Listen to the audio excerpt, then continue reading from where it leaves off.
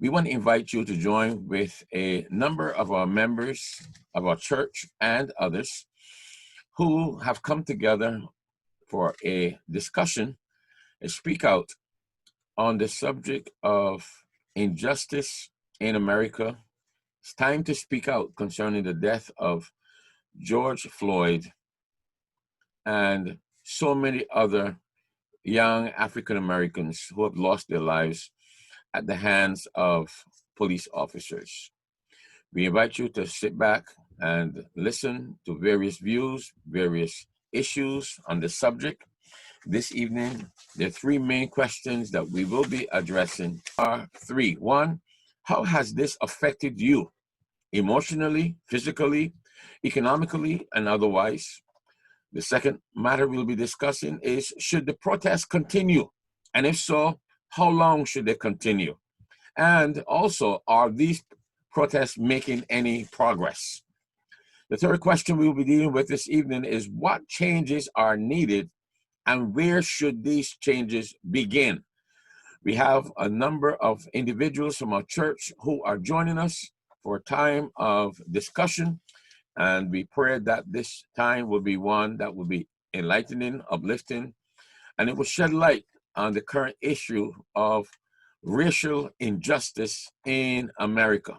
Address this evening and put it out there to you is, how has this affected you? How have these killings, not only this particular one, but the many killings?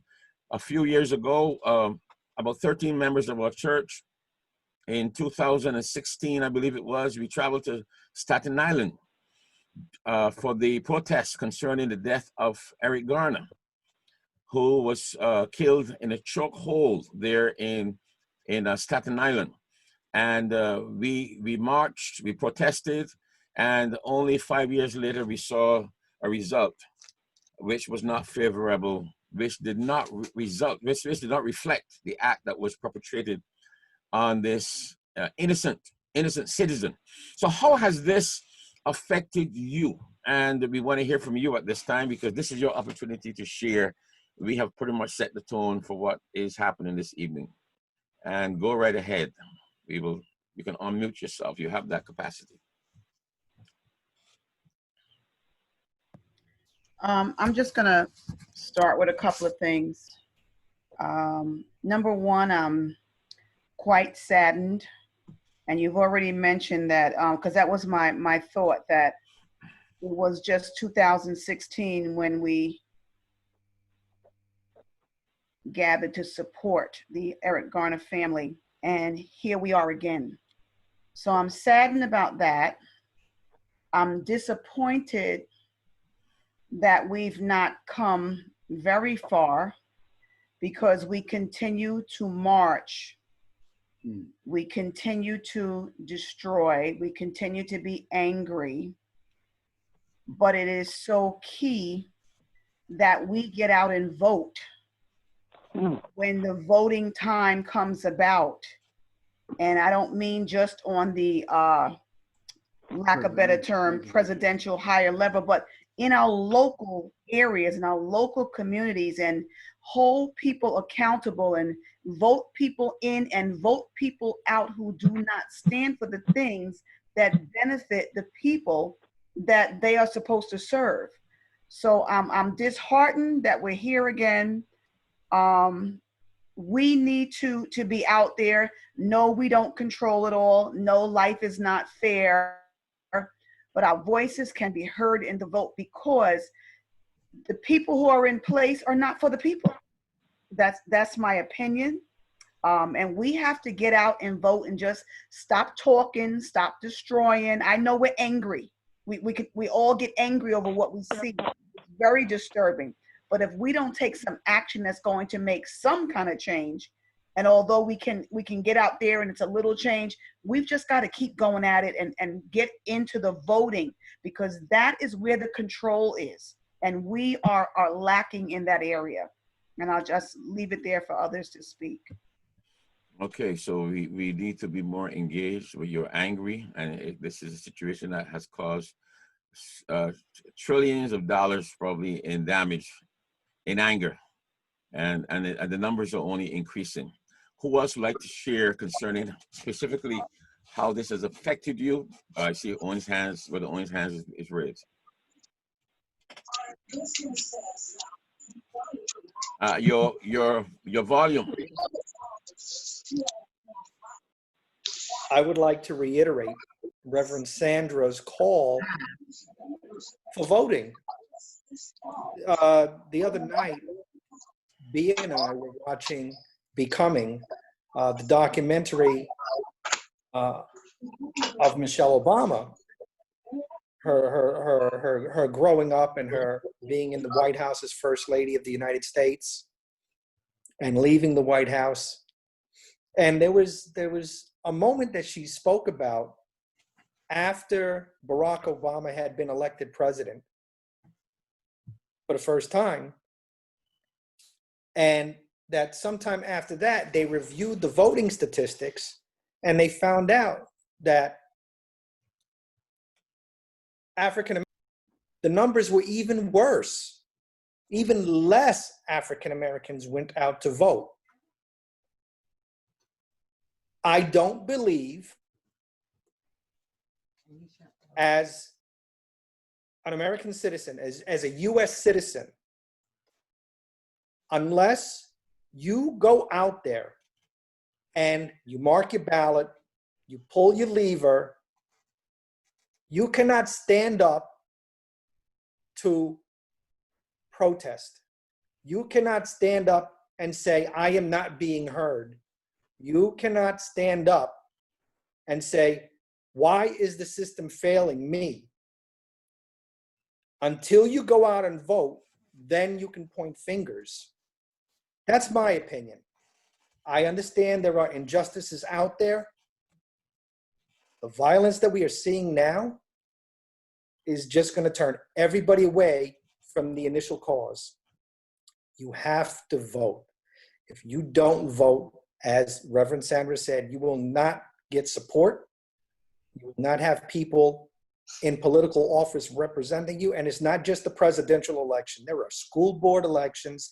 There are your local legislator elections. There are your city council elections, your county legislator elections, your state elections, your governors. You have to vote every year. And sometimes there's 2 elections a year. Get out and vote. Point well taken. Point well taken. You said something there that if you don't vote, you shouldn't protest. Now, I personally don't agree with that, and I'm sure there are others who would not agree with that as well. But if you don't vote, then you are responsible for us having irresponsible leaders in office. And as we know, there are many people out there in the crowds that are looting, that are doing damage, that really are trying to instigate trouble rather than to solve issues. And so everyone should vote. And you said it rightly, Brother Owen, that I shouldn't say we, because I'm not for anyone's particular party or candidate necessarily.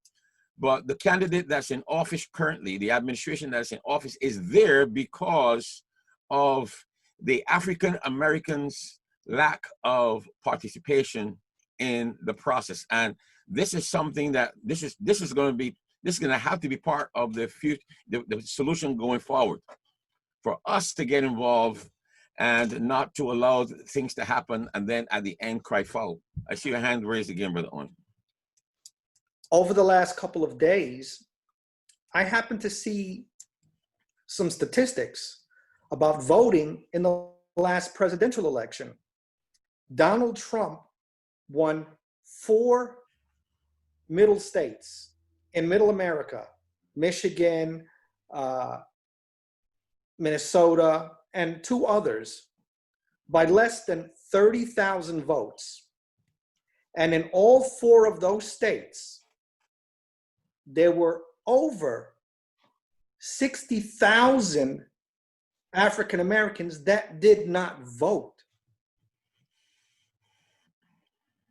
Registered, but never went to vote. The numbers could have been drastically different. The turnout in the election could have been drastically different if people went to vote. Okay. All right. That point is well taken, Brother Owen. I see Mila Greer's hands is raised, and then we're going to come back to Reverend Sandra. Hi, everybody. Thank you for holding this forum, and thank you very much for the invitation to be a part of it. So, two things I want to say.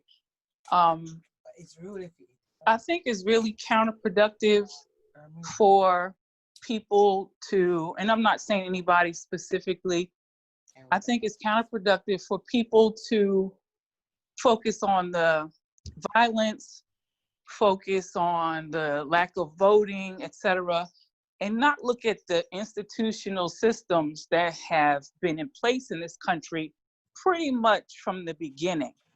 So it's almost like the All Lives Matter, Black Lives Matter. If I go and tell everybody, you know, I'm going to be part of this breast cancer march, and we all go out there because breast cancer is a big issue and it hasn't been properly addressed, and then somebody comes out and says with a sign, well, I have throat cancer, what about me? Okay, well, we know cancer is a problem. So we're not saying that your issue is not a problem, but right now we're focusing on breast cancer.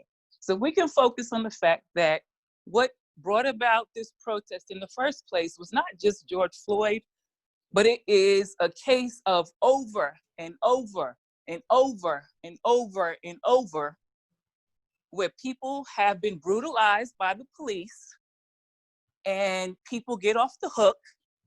And as a person who has changed jobs and who has moved around, because I like to walk the talk and I like to talk the walk. So if I see my fellow educators being racist, being abusive, if my salary is excellent and I have my house, my car, my mortgage, bully for me. But if I'm not going to speak out against it and I'm going to keep on taking that dollar because it's going to benefit me, but I'm going to ignore all the racism and I'm going to ignore the brutality and I'm going to ignore everything else that's going around, then what does that say about me, especially if I'm a woman of God? So I appreciate, yes, people didn't vote. I appreciate, yes, people are looting, but there's a difference between a protester and a looter. There's a big difference. And if we look at the history and if we look at the research, there are people out there who are using this as an opportunity to make people of color look bad. There's Antifa out there, and if you look online, they are a big group. There's the whole idea that, and this is not me talking, this is truth. The Pew Research Center told the FBI back in 2009 that white nationalists were infiltrating police departments across the country. 2009, this was told. They probably knew about it 2 years before. So this is not something new. But we walk around and, you know, oh, we should overcome and we should be quiet. No, people have had enough. People have had enough. So I definitely understand the frustration. Do I think that the protesters are committing the violence? No, I don't. But I'm not even going to concentrate on what they're doing right now, what the looters are doing. Because forget all that right now. What's that issue? Is that an African-American man has died again. Again. My father was an African-American man. My son is an African-American man. My children's father is an African-American man. And I know some of you in this group can understand. You don't know what it's like unless you are an African-American mother. You don't know what it's like to every day wonder if your son is going to die at the hands of some racist or some cop who has a badge. You don't know what it's like. So I don't want to hear about looters. I don't want to hear about the vote. Let's talk about the fact that a man has died. And if you're a child of God, how are we going to use that to make a change? That's what I'd like to talk about. Okay, point well taken. Because an individual may be autistic, it doesn't give, and I'm just using this as an illustration, a person who is unable to help themselves doesn't give anyone the right to take that person's life. And maybe out of ignorance, maybe out of fear, maybe out of being disenfranchised. Because many African Americans have not voted also because they were disenfranchised. We know based upon the movement of the boundary lines for voting. For example, there in, I believe it was South Carolina, we have a governor in office who really should not be in office. So there's been lots of dishonest things that were done, illegal things that were done to allow people to be in office who shouldn't be in office. And so again, yes, not voting is one of our problems, but that's not the only solution to what has happened. I think Reverend Sandra was going to say something before. I respect Sister Myla's comments, but I do want to go back to voting, because what I wanted to say about that, although we want people to vote in certain in all situations for change, it is not always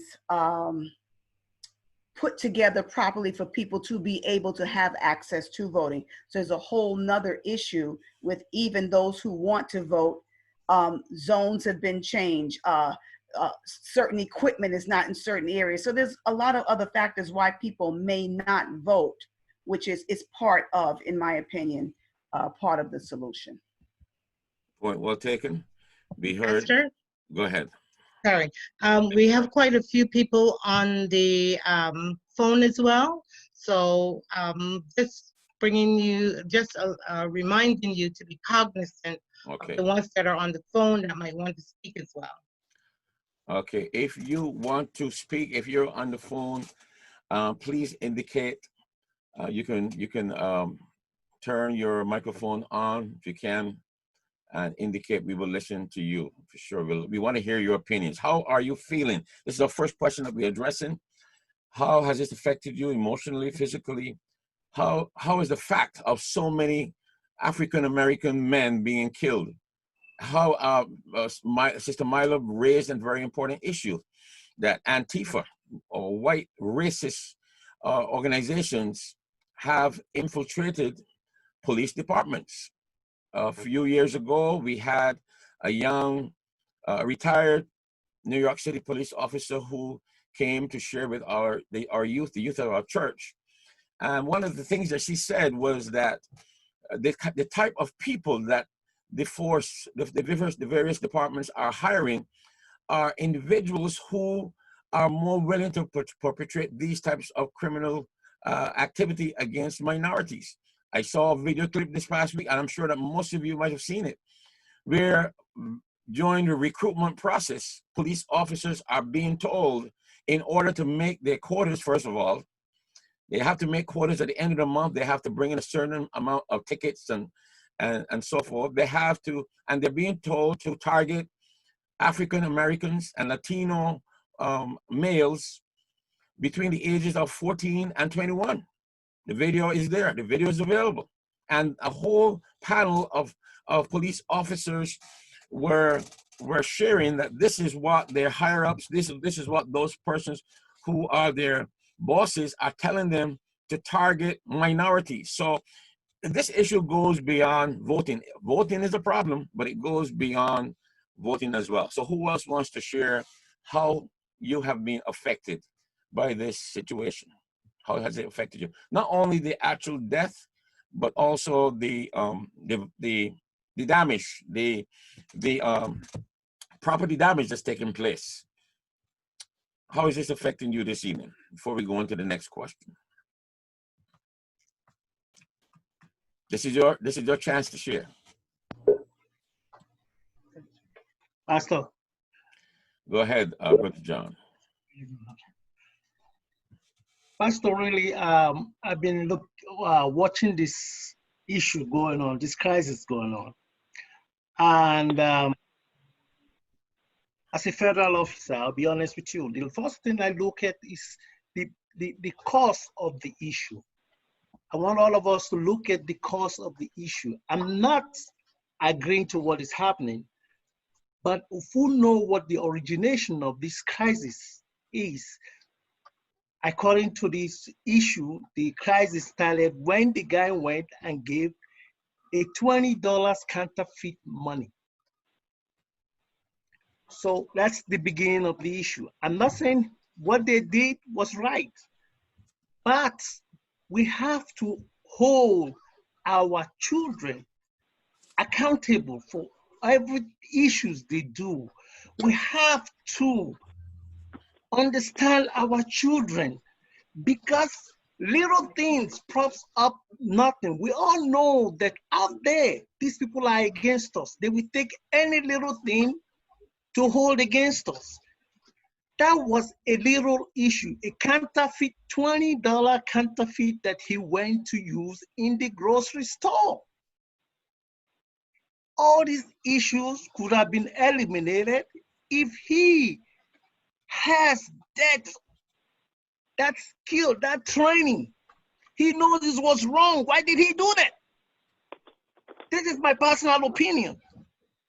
But like I said, I am not agreeing to the police aggression towards him. The aggression towards his death is uncalled for. Thank you, Pastor. Okay, I think Listra. Pastor, I'd ahead. like to address something. First of all, yes, he had a counterfeit. He had counterfeit money. But the other side to that is he may have had counterfeit money that he's not aware of.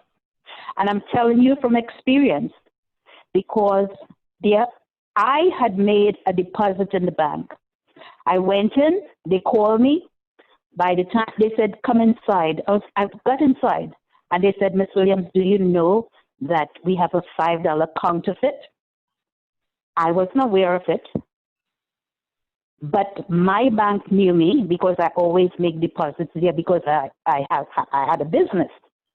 So one thing you have to understand, sometimes counterfeit money comes in front of you and you're not even aware of it. So that is irrelevant because that guy should not have been treated like that. So now I want to address how I feel. I look at Galatians chapter 5. I'm going to read verse 1 and verse 10. It said, it is for freedom that Christ has set us free. Stand firm then, and do not let yourself be burdened again by the yoke of slavery. And 5:10 say, I am confident in the Lord that you will take no other view.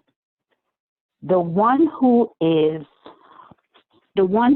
throwing you into confusion will pay the penalty with whosoever he may be. Since this happened, it wasn't the first thing. It was the guy who they killed in Georgia, and then it was the woman who was killed on her bed, and then this guy. As all of us as parents, we have a black child. Until that child open that door, most women, we are not sleeping. Okay? So I have been very distorted over this whole thing. I had to turn my television on. I turned my television on Friday night and I haven't turned it back on because I'm angry and I feel that we march over and over and we don't get anything done. So there was somebody who spoke about voting. I think that is important. But more so, most people do not feel anything unless you hit their pocketbook. Hitting their pocketbook one day is not enough. You hit their pocketbook for a month. If we can buy sneakers for $250, why can't we not buy a sneakers for $250 and put our energy elsewhere? We need to stop spending our money by people who don't care about us, who don't respect us. And that's how I feel about this. Okay. Thank you for your view. I would like to also, at this point of time, just add a bit to what Brother John mentioned about criminal activity. There is criminal activity on both sides of the pendulum. African Americans are now the only ones who are guilty of passing a counterfeit $20 bill or going through a red light or maybe mouthing off to a police officer. But for some reason, the African Americans, unfortunately, fortunately, there are cameras sometimes to record these incidents. But somehow it is the African Americans who pay with their lives. So I don't know if we can use that as an argument to say, well, if we teach our children to be moral, I have broken the speed limit. I've been pulled over. I have gone through a red light. Haven't done one recently, but I don't think any person should lose their life for a road infraction, a driving infraction, or any small situation like that, except that they themselves were actually threatening the officer's life. And the thing about it is that very often these officers claim that the person that was killed was threatening their life. Now, they said the report that they submitted concerning this same man, George Floyd, was that he was resisting arrest. Now, this man was resisting arrest with 3 officers sitting in his back, one on his neck, with his hands cuffed behind his back, and they claim that he was resisting arrest. So this problem goes beyond any sort of criminal activity, except when an officer's life is being threatened or a person's life is being threatened. Let's hear from you. I want to reiterate what Sister Myla has typed in, Pastor, just in case everyone can't see it, those on the phone can't see it. Sister Myla is saying that it was discovered that the $20, the money was not counterfeit. She's also said, what about Sandra Bland? What about Eric Gardner? What about Philando Castillo? Yes. Yes, and I believe this is Denise that's saying, what about Rodney King? So focusing on an infraction, that's just a part of the whole problem. Also, I have on from North Carolina, one of my friends from work, Denise. Welcome, Denise. Also, I got a text today from one of my friends at work, and I've been retired this year, 3 years. Her son is a New York City cop, and she said to me, when he leaves the house, she cries and cries and cries, and she is she's a white lady. So I know I have sons, I have grandsons, but as mothers now, as parents, as parents of young men, the mothers, the Black mothers, we are crying. The white mothers are crying also. There's some good cops and there's some bad cops. Their culture, nationality, worldview are all different. So we're coming here with a huge bowl of different personalities, different issues that we're looking at this evening. It's not just one thing. Okay. Pastor, Pastor, Yes, Lister, go ahead. you can hear me, Pastor? Yes, I can hear you. No, that was me, Pastor. That's somebody else. It's Maureen. Go ahead. Let's say your name, please, and go ahead. It's Sister Maureen, Pastor. Oh, yeah, I thought it was Sister Maureen. Go ahead, Sister Maureen. Okay, this is my thing. You asked about how we're feeling, and I don't have sons. I have nephews. I don't have sons, but it does not lessen my feelings because they're my family as well. And initially, if you look at some scenarios, and I just believe that that's what we have to learn to do, to look at every case differently. And so I understand what Brother John is saying, and there's some cases where that's applicable. But right now we're in this moment with this particular case that we can see. And even if he did what they said, it wasn't cause for what happened to him.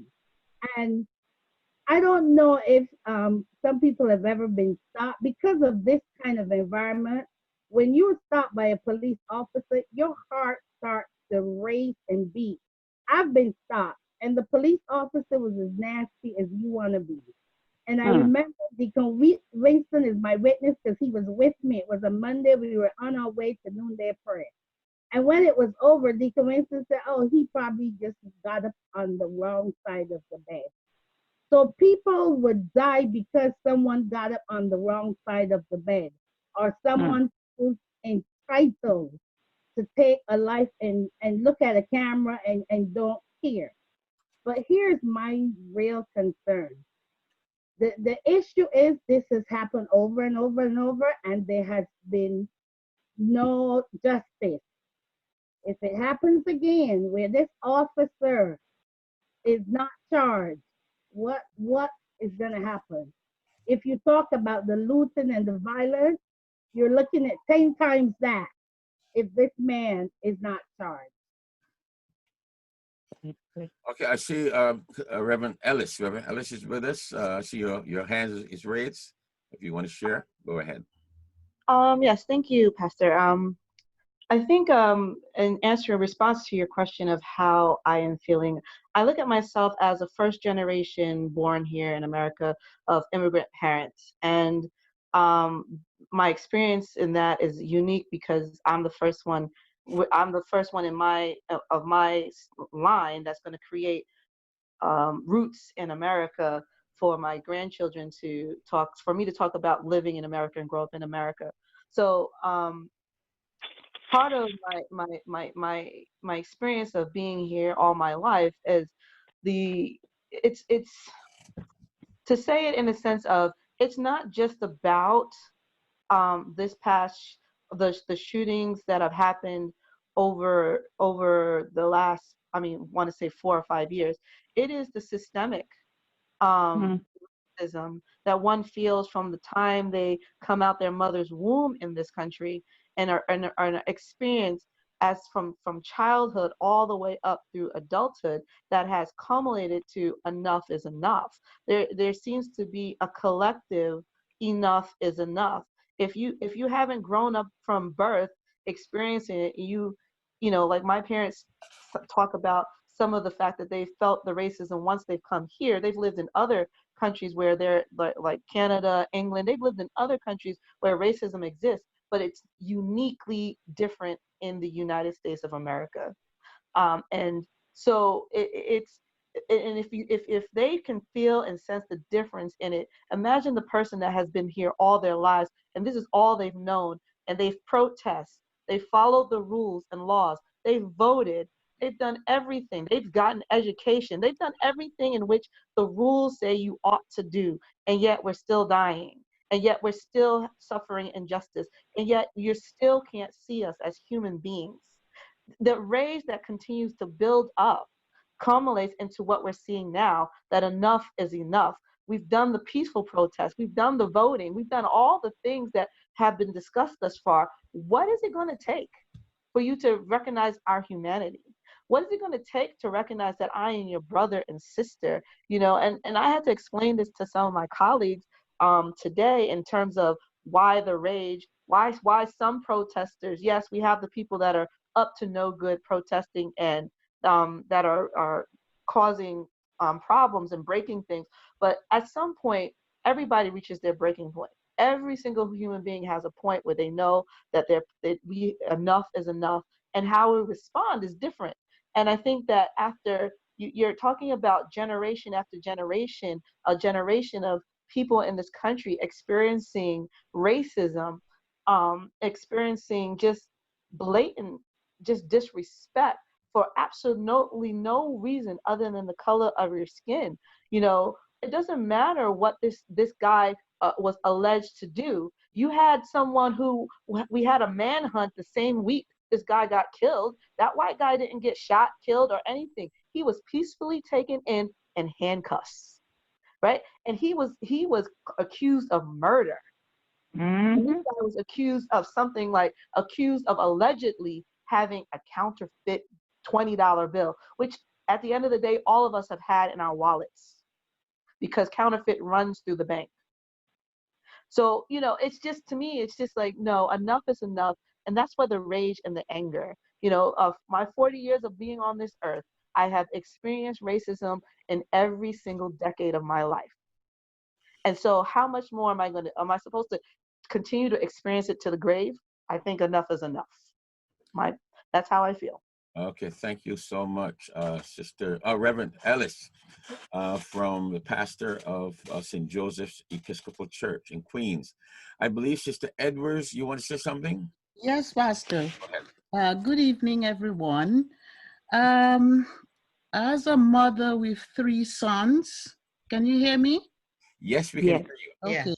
As a mother with 3 sons, they're all 30 years old and above. I sat on my sofa and I saw that video of this gentleman being murdered, and I literally wept. Mm-hmm. Tears were coming down my cheeks, and I just felt, how could this happen in America? And of course, coming from the Caribbean, we don't have this background of this systemic racism having taken place all those years. So it's still a bit of a shock to people like us who came from the Caribbean not too long ago, you know, and I just felt so heartbroken. And all I could do was ask myself, what can I do to make a difference? So I've been talking to the Lord and asking myself that question, and I hope I can get some answers tonight, because it's something that we all have to ask.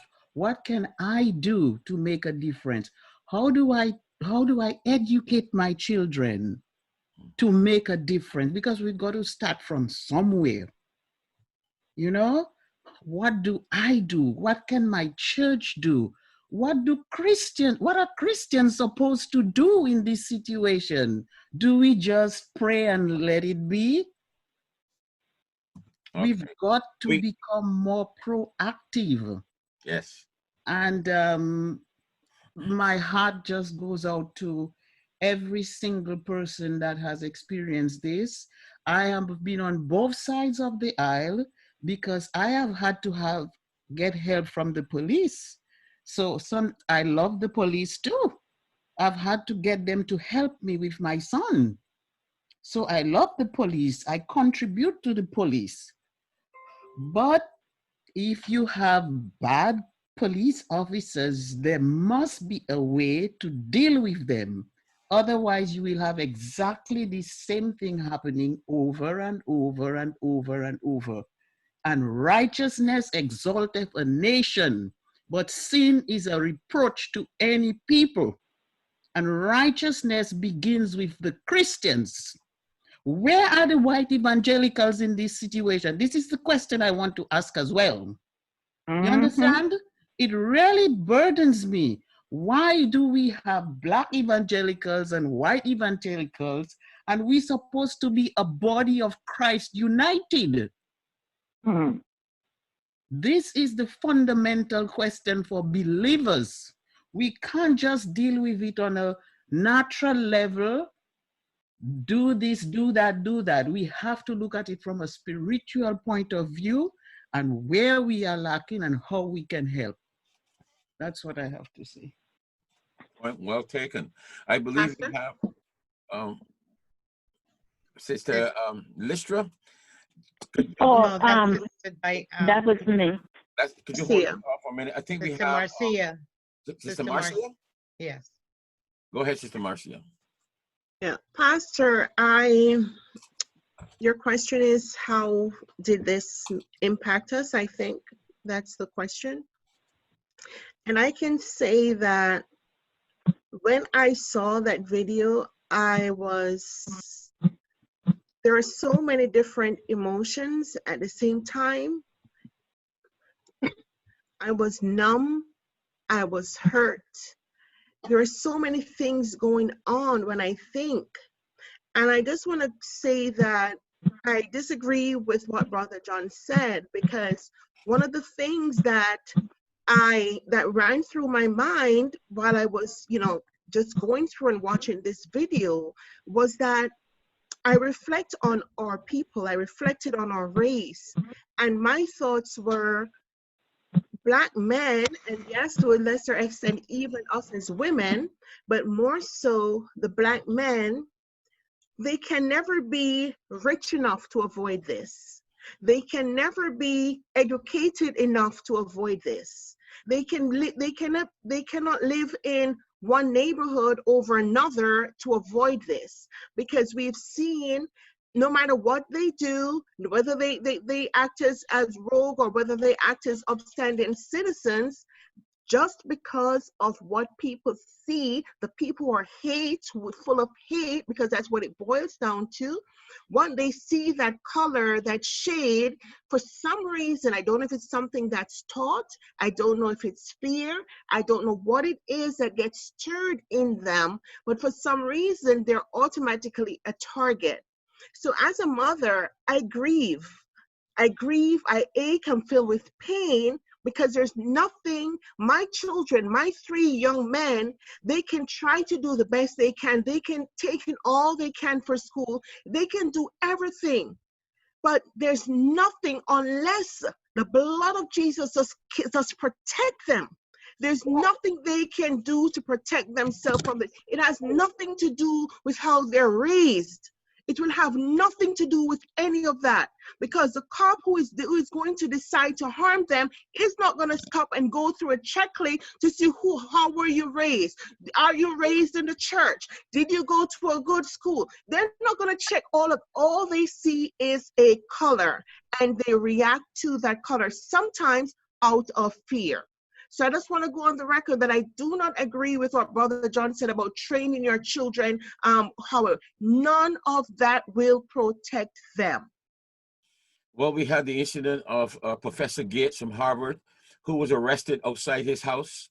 We had the young man who was doing the bird watching in the park, Central Park, a few days ago, and the young woman called the cops on him, saying that he was harassing her and threatening her, and she had a dog. So the point that you're making there, Sister Marcia, is well taken. Doesn't matter how well educated, how spiritually moral or spiritually righteous you may be, in tune with the Lord you may be, there's a problem that goes beyond what we actually do on the streets. It goes beyond that. If someone else wants to share, we have. Yeah, Pastor, and just remember when that young man killed the 9 people in the church in Charleston, they took him to McDonald's. I spoke about that today.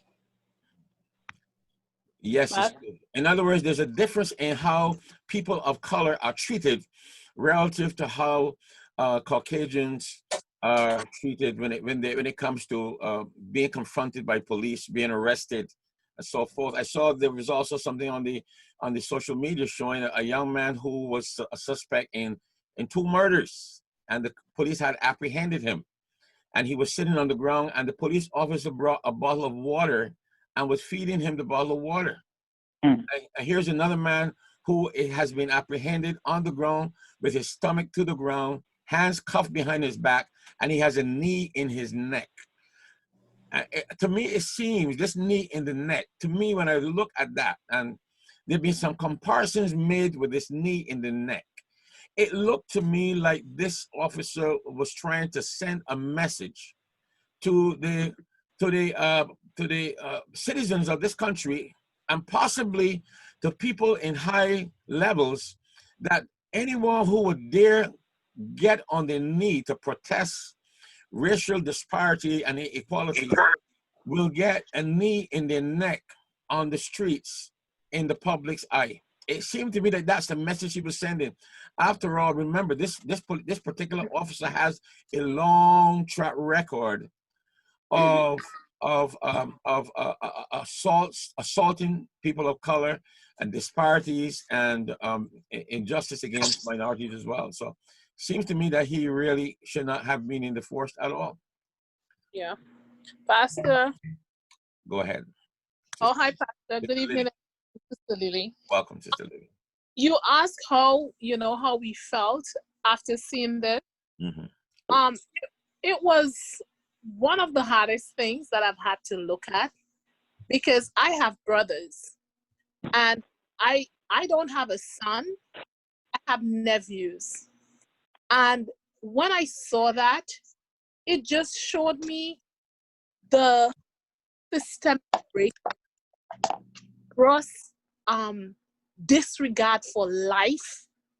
And in order for somebody to do that to another human being, you have to view them as being less than you. Yep. If that police officer had viewed that man as being someone like himself, he would not have done that. And this is one of the things that I just, can't wrap my mind around it. Why someone can view a fellow human being as being less than, to the extent that you crush them and take their life and figure it's okay. And every time I ask myself, when are we going to grow past this? Will we get to a point where Black people and people of color can feel like, okay, I am equal. My voice is important. I can, stand up and take my rightful place and not have to look over my shoulder and not have to feel like because of my color that I am going to be treated differently. We wonder. Go ahead. I also ask myself, what can I do to make a difference? Coming from the Caribbean, as Sister Flavia said, it is different. And for me, it was a culture shock having to deal with this. It was really difficult to have to know that because you're a different color, people are always going to second guess what you say. People are always going to think that you don't know anything or that you are less than, and even go as far as treating you that way. And so from what I've seen, I am upset, I am mad, I am outraged, and for me, I don't want to see it happen again. And I totally understand why people are out in the street. In spite of a pandemic, they are out in the street. I do not agree with it. I do not agree with the burning of the cities. I do not agree with that. But I can totally understand. And when you have leaders who do not seek to unite the people, who do not seek to say a word that is going to unify, it makes it even worse. And I think we as Christians, we have to find a way to see how we can make a difference. Because if this man is going to die in again, it does not even make sense. Now the pressure cooker has been cooking and it exploded. What difference are we going to see from this? And what can we do as Christians to make a difference? Thank you so much. We have also Reverend Isabel Franklin is with us.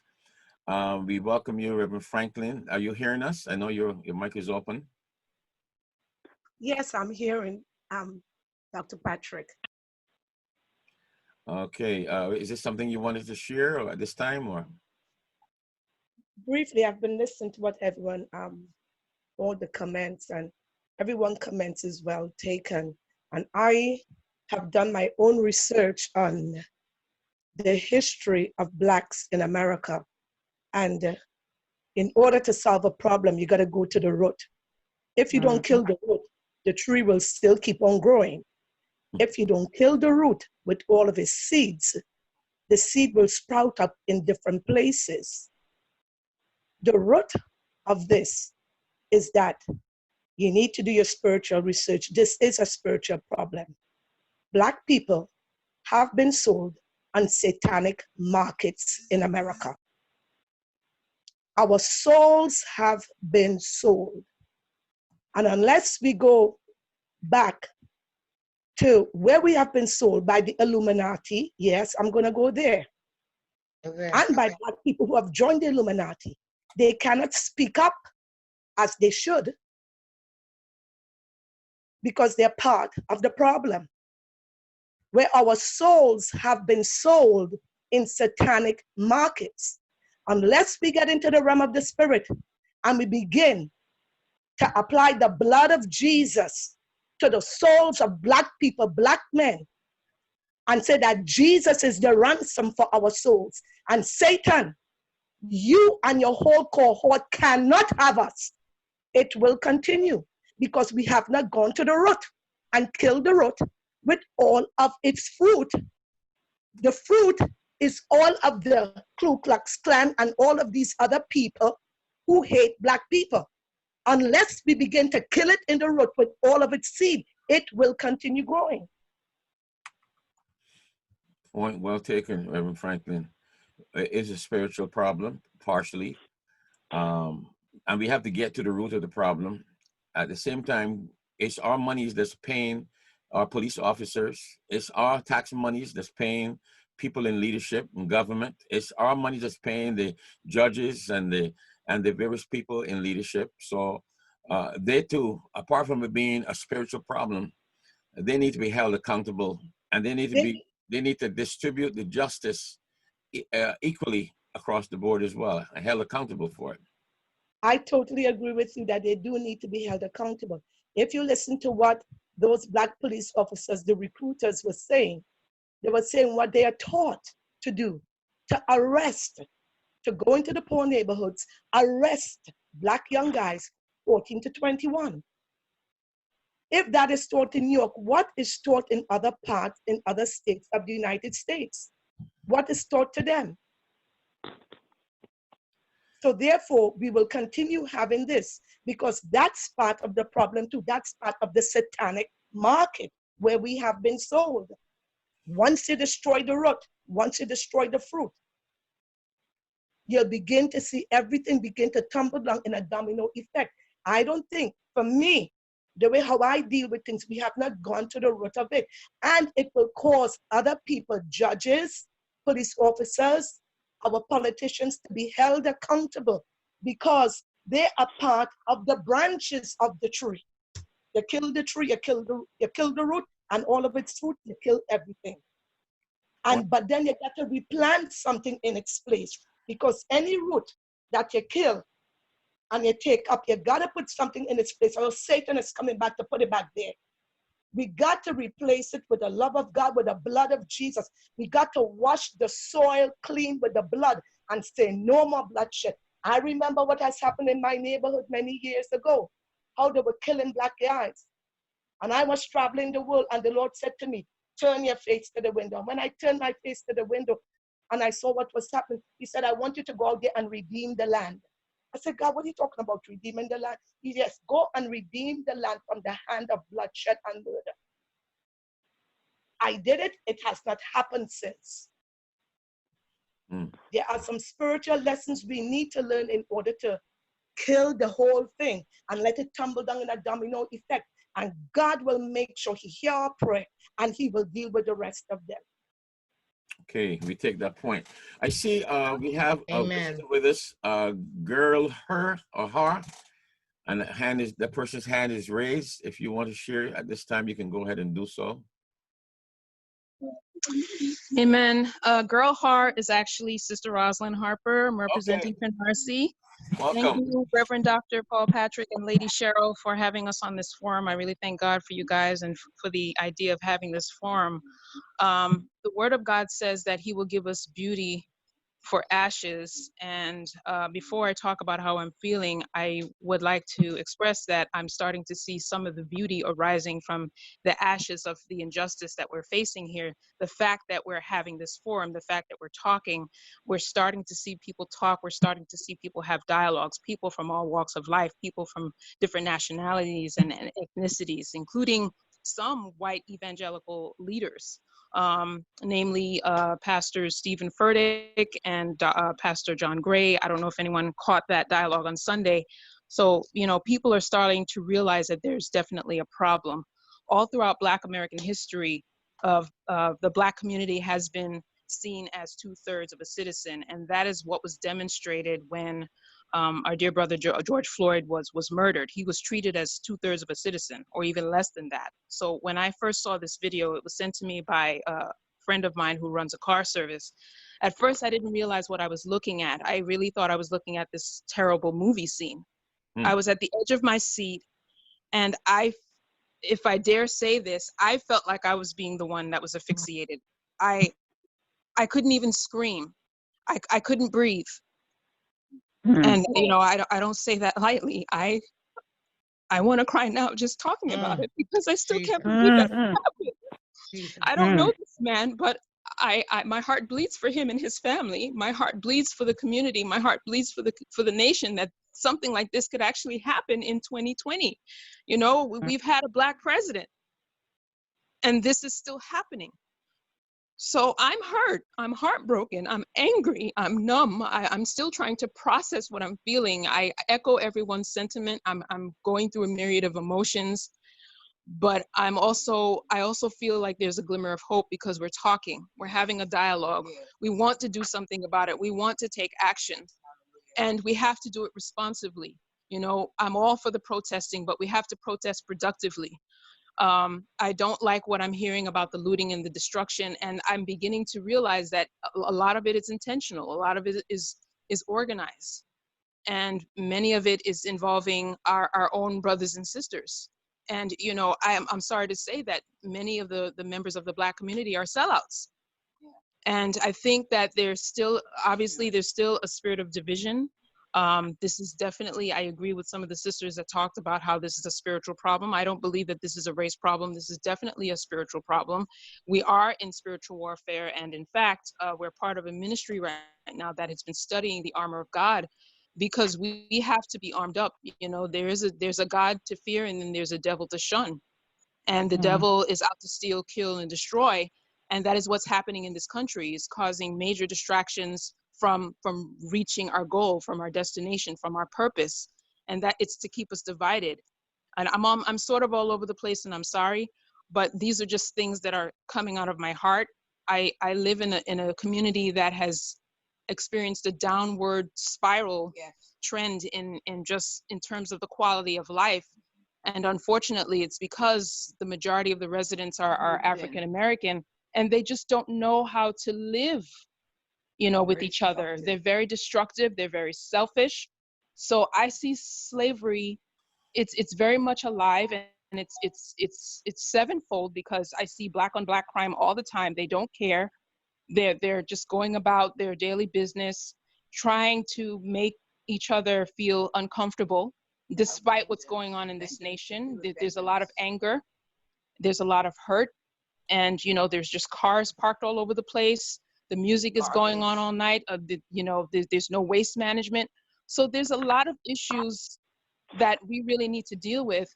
And if I may say before I come off, that voting is definitely a starting point for us, because when you look at Amy Klobuchar, I think her name is, the Democratic senator that actually worked to keep this Minneapolis police officer employed, had she acted responsibly in her post, George Floyd would still be alive today. So yes, it's important for us to get out there and vote on every level. I myself, I'm very guilty for just voting on the presidential level, and I realize now that I have a voice and I have a civic duty to vote in the right people, because this is personal now. It's been personal for years, and even though I didn't know George Floyd personally, it has hit home. This is definitely, it's a humanity problem. It's a spiritual problem. Yes. And you know, we need to come together. We need to stop arguing. We need to put all of our cards on the table and really look at this from every angle, and understand that, you know, we have to incorporate the word of God in everything that we do. This is definitely a spiritual struggle. We have to put on the helmet of salvation.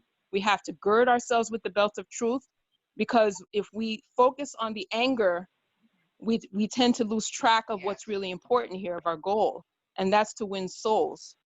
So we have to be intentional about what we're doing. We have to be responsible, and obviously we have to educate ourselves and to be cognizant of what our civic duty is. So I'm not going to put voting out of the picture. It's very important, because had it been done, had we voted, for the right person, in this case, these men would be alive. We would still have Eric Garner among us. We would still have George Floyd among us. So, these are things that we have to think about going forward. Thank you for letting me have the table. Okay, thank you. We are going to be moving on. Pastor Minister Jackie, Minister Versi. Quickly, Minister Versi. Yes, I've been listening to everyone, and I agree with I agree with it. But how I feel, talking about how I feel, is I was so angry when I first heard about it, and of course we grow up black, so grew up black in America. So I was so angry when I heard about it, and but the real culprit is Satan. Yeah. And what he does is, I agree with the young lady before me. What he does is sends a spirit of division. He doesn't care whether it's white against black, rich against poor, fat against skinny, short against tall. It doesn't matter as long as we're fighting. As long as he gets this division has his way, he wants to win. And with me, I didn't want to be, I started to feel hate, not hate, hate is a strong word, but I started to feel very, very, very upset. And I had to regurge myself. I had to look at the word of God and say, wait a minute, this is a spiritual battle. And I can't help what others do, but I can help how I am. I can help how I feel. I can help what I do, because at the end of the day, I got to stand before God and answer for myself. So I needed to check my spirit. I needed to see in the word of God that all things work together for good. Yes, this is horrible, and it is. But with prayer, with God, we can be victorious. Why? He's still God. He has not gotten off the throne. He knew everything that was going to happen. And because of that, I still have a clean heart and pure hands, clean hands and a pure heart. I still have to go after God. We still have to come together and pray, seek his face, turn from our wicked ways.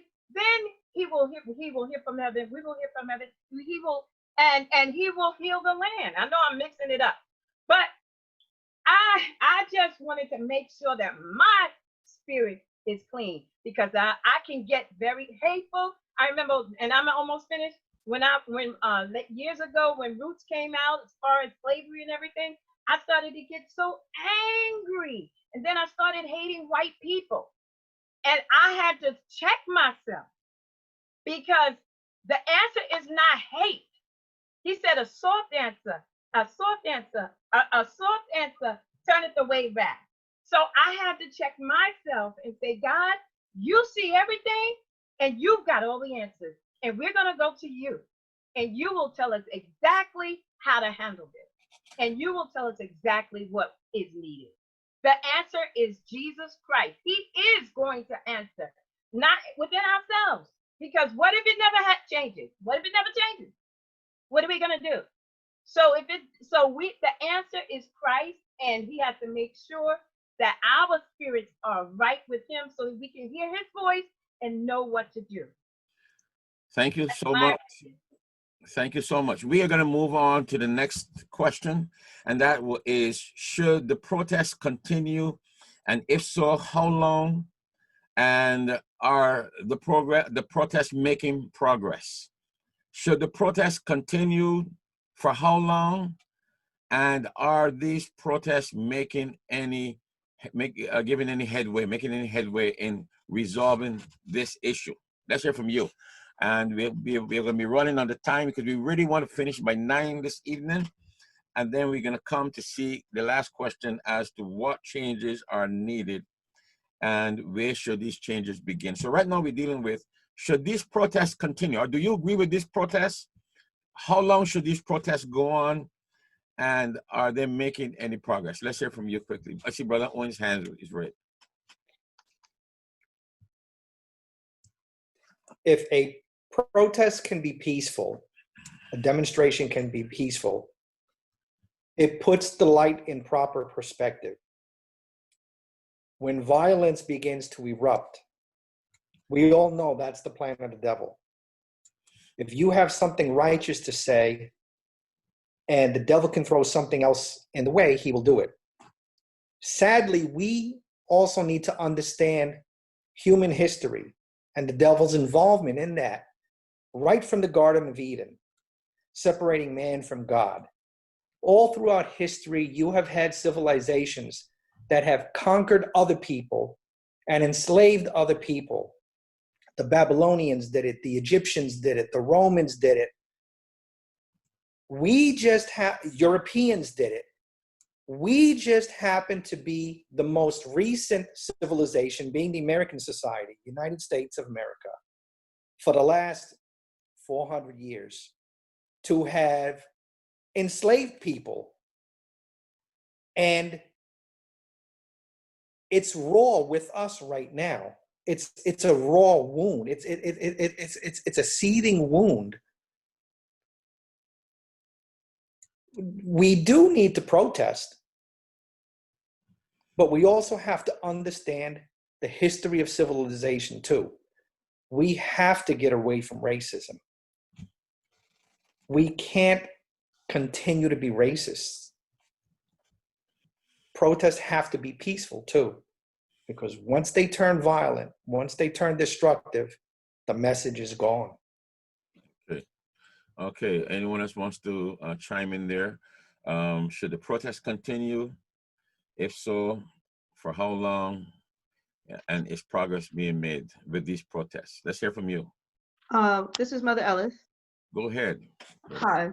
It's interesting when you asked that question, I thought about what if the disciples had turned to Jesus and said, how long are we going to make disciples, Jesus? It really is, for me, the protest needs to go all as long as there is injustice against any human being, the protest needs to go along, continue on as long as God says so. Until God says stop protesting, all things are right. We protest, but the protest may not look like what it's looking like currently. The protest may be protesting in our pockets. The protest might be in protesting industries that continue to harbor such tactics against human lives, and particularly Black lives. The protest has to take on different forms. The protest may be, how we protest. One of the things I think about for my own congregation, a congregation full with immigrants, if you've been in this country more than 10, 20 years, it is time for you to become a citizen and voice your opinion with a vote. The protest might be about empowering young leaders and raising up politicians, not just voting for politicians, but raising up politicians to do the right work. So yes, the protest goes on as long as till God calls you home. That's my thought process. Okay. Do you think that these protests are making progress? Is progress being made with the actual protests? If I could speak, Pastor. Go right ahead, Sister Milo. I think the protests are making a difference. Don't agree, of course, with the looting, but as I said before, there's a difference between protesters and looters. I think definitely we have people's attention. And when I say we, I'm talking about people who are frustrated, even though I'm not actually out there marching.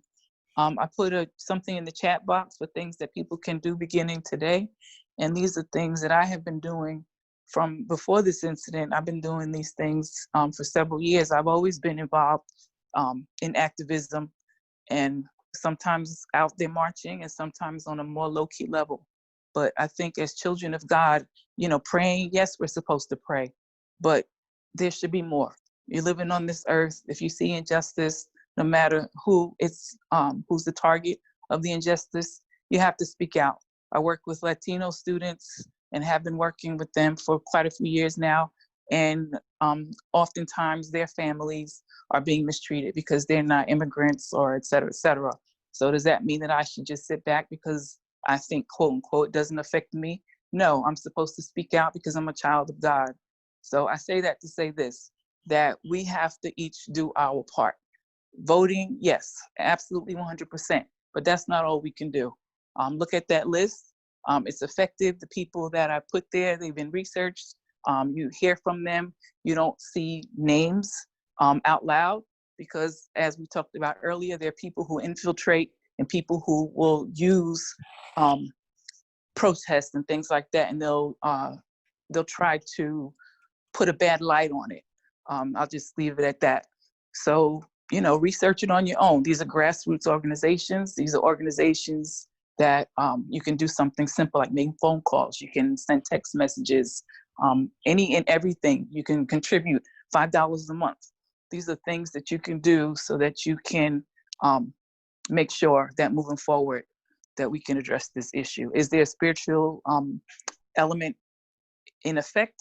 Absolutely. If you're a child of God, you know that anything that has to do with hatred is spiritual. But that doesn't mean that you should just be sitting there praying all day. Get up and do something. Thank you. Okay. Is there anyone who believes that the protests are not making progress and not helping to make progress in this situation? Because based on what we have heard so far, most persons believe that the current protests are necessary. Is there anyone who feels that the protests should not be ongoing? Sister Rhonda, you want to say something? Sister Rhonda? Okay. Is there anyone who thinks that the protest should not be going on? Okay. So I want to read that list that Sister Myla has put here on the chat box, and she said prayer for healing. We're looking at the last question now. We're in the last 5 minutes. What changes needs to be made, and where should this change begin? And she has noted here, rightfully so, prayer for the healing of the nation, and that involves spirituality. That involves entering into the spiritual realm, as Reverend Franklin was telling us earlier on. We are in a spiritual warfare, yes.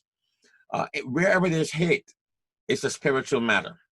Wherever there's hate, spiritual transformation is needed. So we need prayer. Okay, we need to continue praying. Secondly, she said, learn more about the history, about the country's history. So very important. If we don't know where we have come from, it's a good chance we either go back to that place or we will know where we need to be going. So we need to know our history. One of the things that really struck me quite a bit in this particular situation is we have individuals who are so consumed in their little circle that for some reason don't want to know what's happening around them outside the box that they're in, so to speak. For example, if this incident was not seen visually, there would not be these protests. But what we need to do is to be informed. We need to move off from our soapboxes of the sitcoms. We need to move away also sometimes from praying. When the children of Israel failed at Ai, and Joshua was on his face, God told him what? Joshua, it is time to get up and take some action. Praying alone is not going to resolve this issue. We have to deal with some things tangibly with the power that has been invested in us as citizens in this country. So we need to learn more about the situation. Thirdly, she noted here, teach your children about their history, which basically is a similar thing. Teach your children, talk to them. Fourthly, contribute to organizations above and or volunteer with one or more of them. Volunteer, in other words, get involved with the process. Find out what various groups are about and make a decision based upon your conviction, your worldview, and engage yourselves in the process. I've had people who said to me over the years as a pastor, I don't believe that Christians shall vote. I have never heard of such utter nonsense. The individual who said to me, Pastor, I don't want to get my tax statement at the end of the year because I've given my money to the Lord. Utter nonsense. You want to hear truth? That is garbage, to put it in a nice way. We need to inform ourselves. We need to get involved in the process. We need to use the resources that are available to us, and we need to be wise as God's people. God didn't call us to be stupid. He called us to be wise. All right?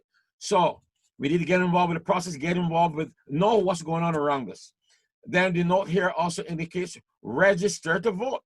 I want to ask you how many of you have been registered, have registered to vote.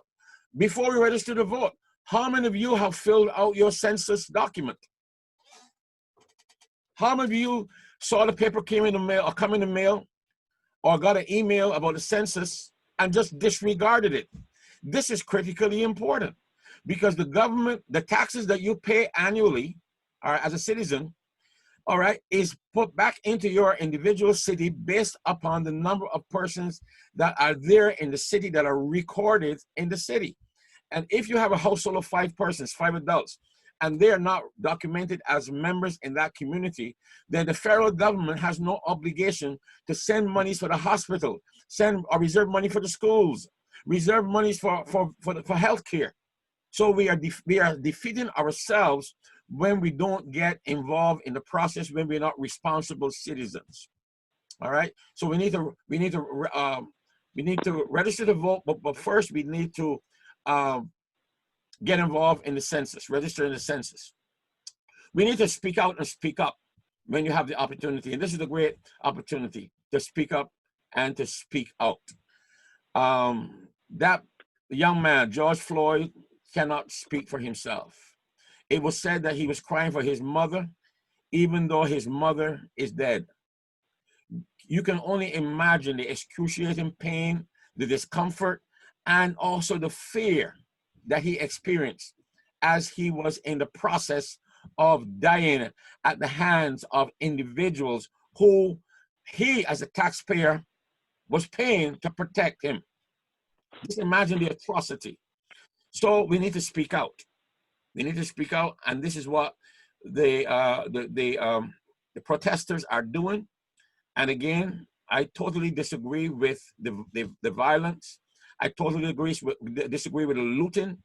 I totally disagree with the destruction of property, because as I was sharing in the church on Sunday, these are the very places of employment that individuals were looking forward to going back to as we came out of this time of being shut in this pandemic.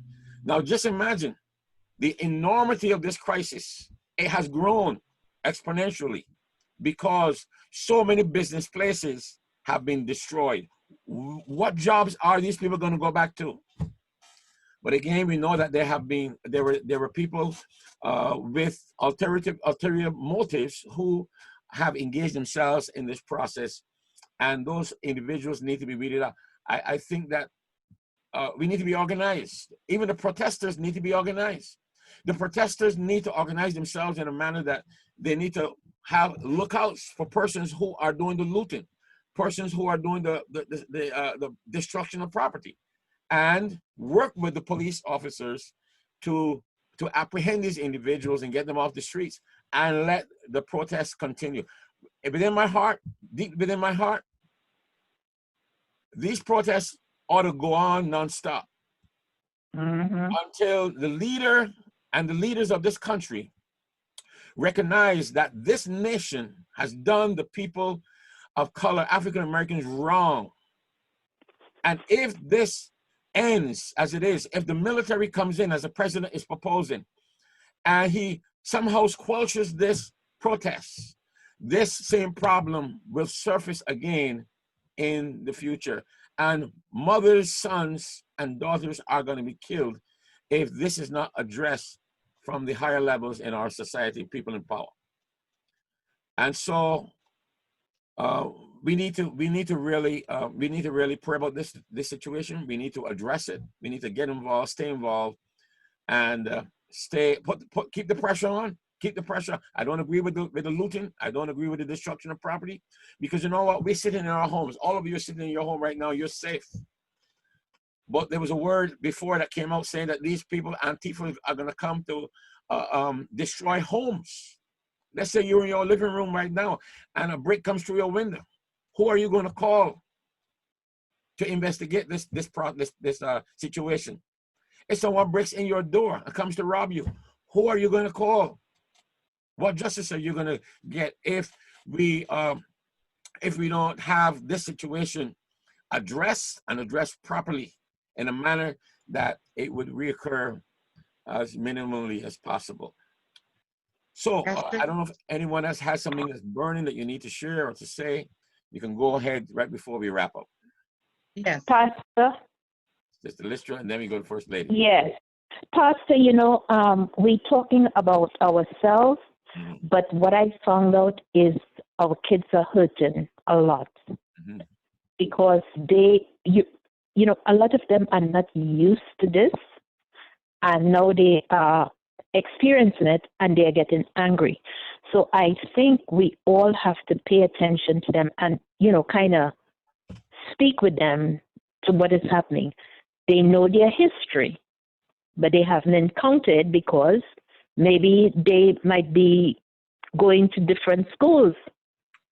And now that they are faced with this and they are quarantined at home, so they are not out there protesting, they are feeling anxiety and they are very upset because they feel like they cannot do anything, you know, to help at this point.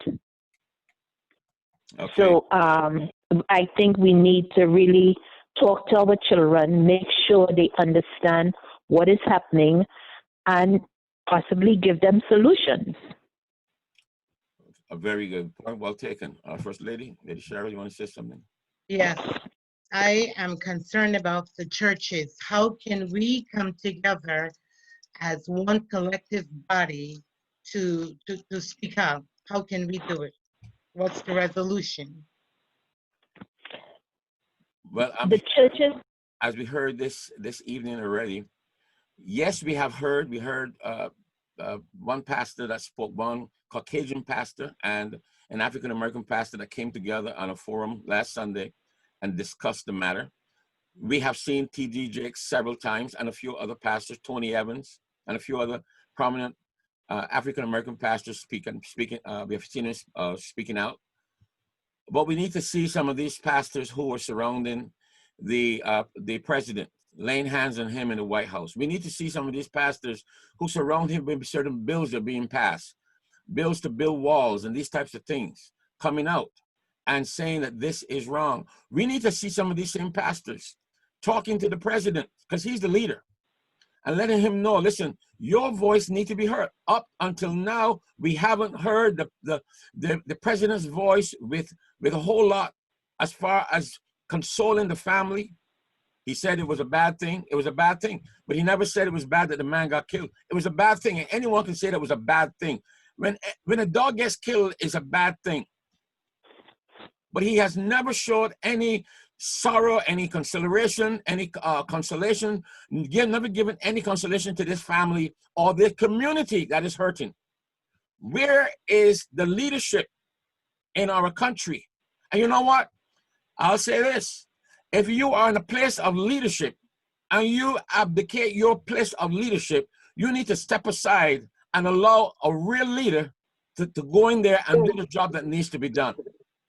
So we need to see not only the leaders of the church across the board rising up, coming together, and speaking out against not the crime alone, but the systemic racism that exists in the police department. And no, we're talking about the police department, but there's systemic racism at every level in our society. There's systemic racism in our educational system. We had a bunch of people recently paying money to the Ivy League schools to get their kids a place in the schools, and they were all Caucasians because they had the money to spend, because they had the connections. We have individuals who are Caucasians who are getting who are, as it were, using their white privilege, to step on the necks of African Americans and others. And thankfully, someone discovered that particular case. Some individuals were held accountable, and they demonstrated remorse. And thankfully, this is the type of thing that we need happening. We need to have a level of accountability. We need to hold our leaders accountable to lead. Pastors needs to be held accountable. Our politicians, our community leaders, our police officers. And as we heard, this particular police officer that perpetrated this crime had a list, had a rap sheet that should have qualified him from holding this office anywhere else in the country. So it lets us know there's corruption, there's systemic corruption. And God knows we need to pray about this and we need to ask God for wisdom. But I think the pressure needs to stay on until real change happens.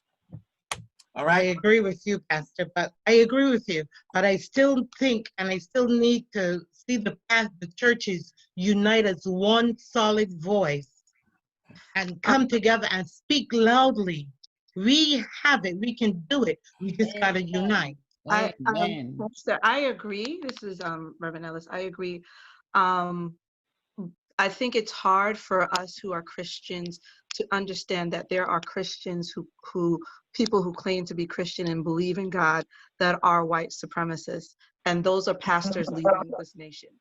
And I think that's a Amen. hard thing for us to grasp. That's why we haven't heard from them, because deep down inside they see nothing wrong. Right? You know, we can't forget our history of this country in slavery, that there were pastors who had slaves. There was the church that had slavery. And so it's a complicated thing that we are Christians, yes, but we are not as one right now. And that's the hardest thing to unite. Me coming from a denomination that is predominantly white, me being in a diocese in Long Island, which has predominantly white congregations, this is the struggle of my white bishop who cannot get the white clergy in his diocese to move or act or respond, because they would have to first recognize their own participation and benefits they receive in the racial divide. I hear what you're saying, and yes, I too believe that those of us who are on the same page need to speak up. But in terms of who's guiding the president, these are people who believe in what the president stands for. And so we need to call them accountable and not look towards them speaking up. I guess that's just my thought process.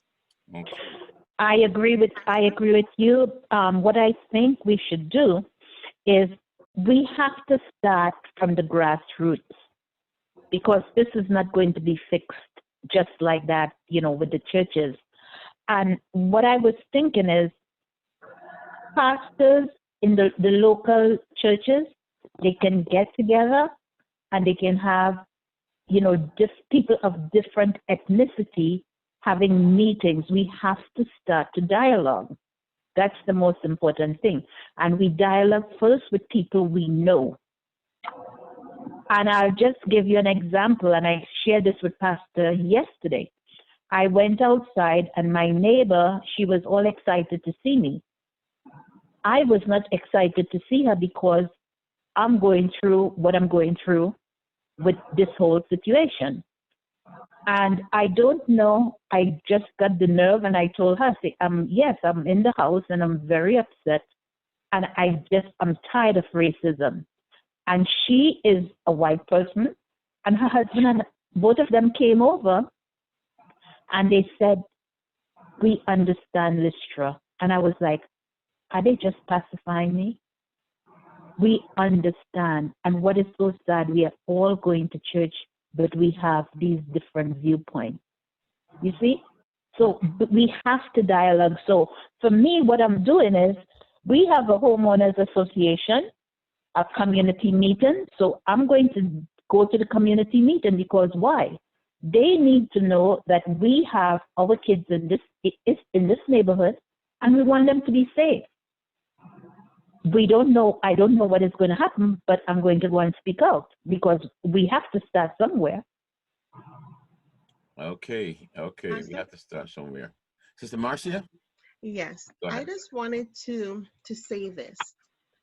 It is not an easy fix, I don't think, but like Sister Listra said, we have to, I guess various group has to choose somewhere to start. There are so many things that need to be corrected. And for me, one of the things, these people who do these things, they don't see African Americans, Black people, as having any value. And sadly, a lot of Black people don't see themselves as having any value. And the reason I say that is, when I sold life insurance, my passion was to reach the Black community. And especially at the time when so many killings were happening, these young men, And when you go in, you meet somebody at the mall, they're coming out of Foot Locker or another store, they're spending hundreds of dollars on a sneaker. And when you speak to them about insuring themselves so that their family is protected in the event something happens, you hear the most ridiculous stories from our people. The Caucasian and the other races, they get it, they want it. Our people, no, they don't have the money for it because they want to buy $250 sneakers this month, and next month they have to get the new one that is out. And I've always said to them, when I do get an opportunity to go into their houses and they have young men in their houses, and I ask them, why is it that if something was to happen to your son that he didn't deserve, that you are the only one who is crying? What we need to be doing, we need to, as one little person, my voice is not enough. But you know what?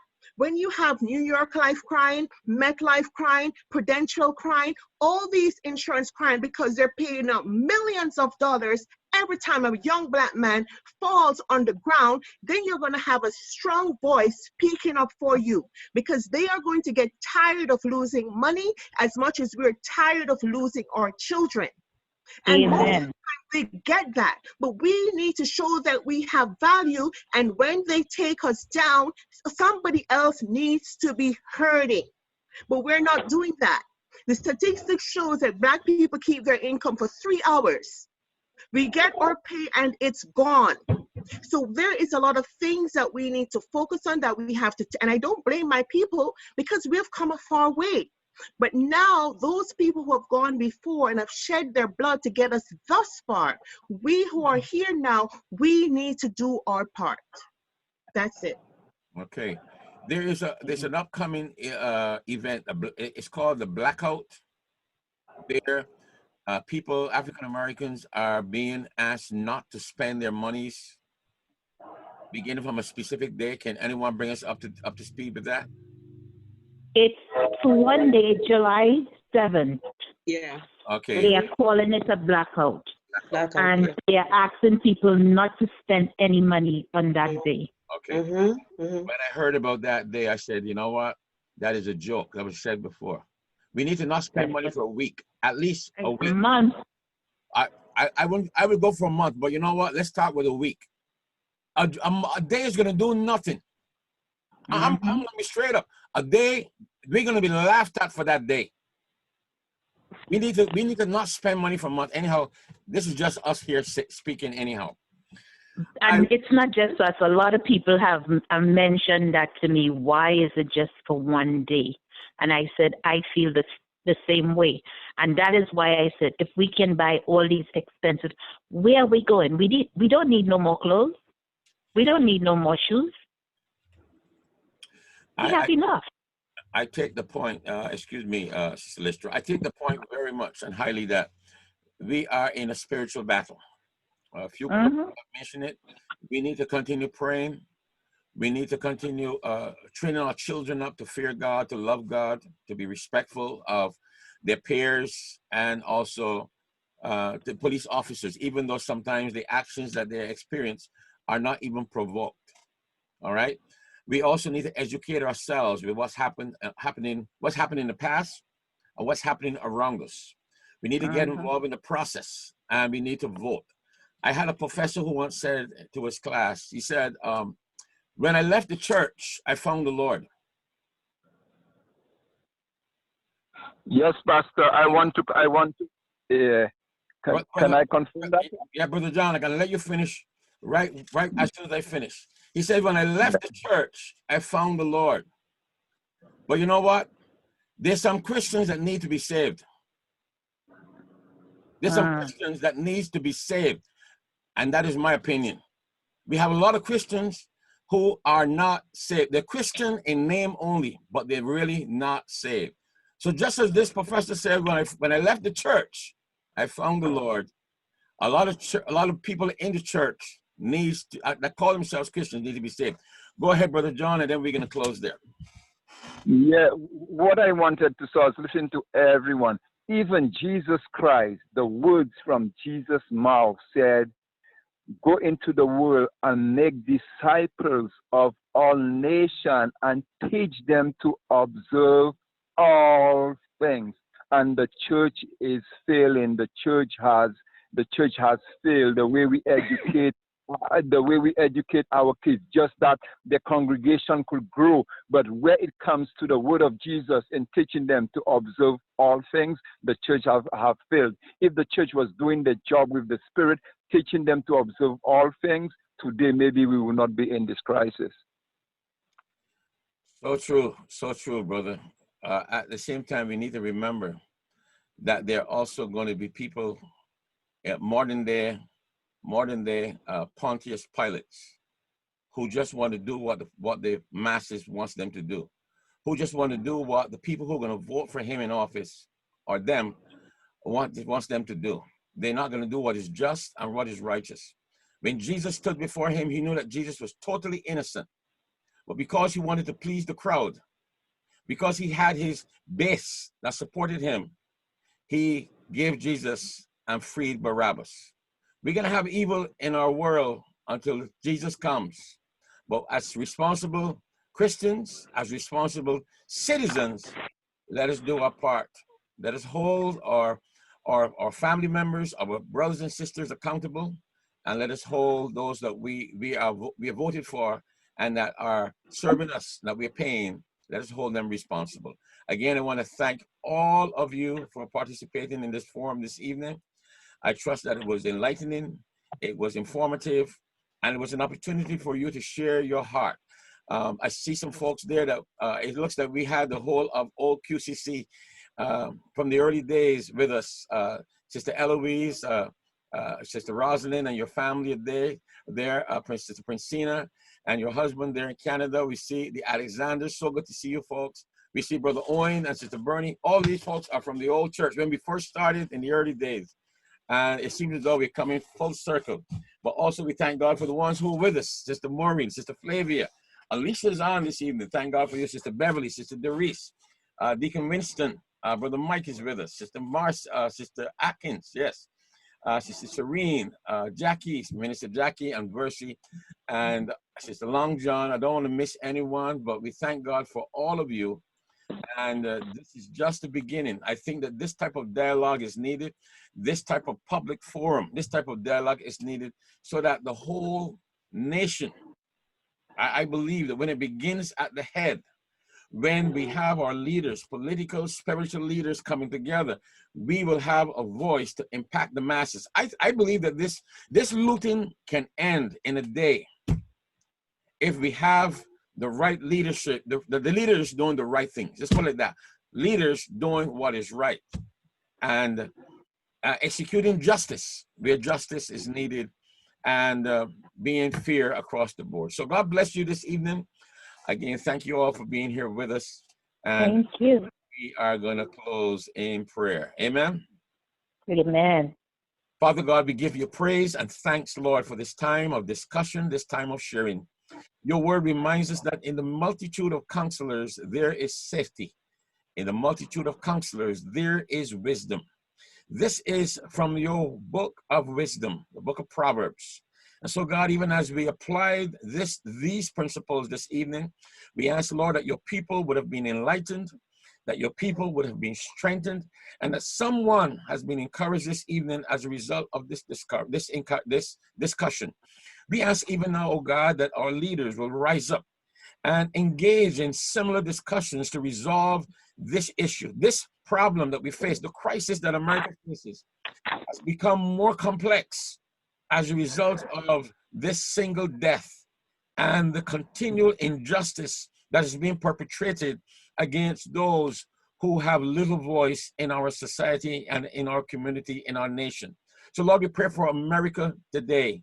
We pray, Lord God, according to your word, that if your people who call by your name will humble ourselves in prayer and seek your face and turn from our ways of sin, you said you'll hear from heaven, forgive our sins, and you will heal our land. God, our land needs healing.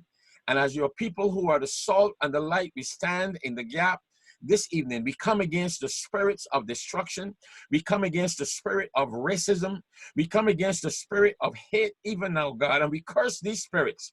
We bind them And we claim healing, we claim wholeness, and we claim restoration for the United States of America. We claim restoration for the families.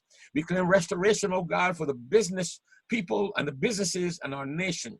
Cover our nation, oh God, we pray. And we ask these things in Jesus' name. Amen. Amen. And amen. Amen. God bless you all, and thank each and every one of you for your contribution.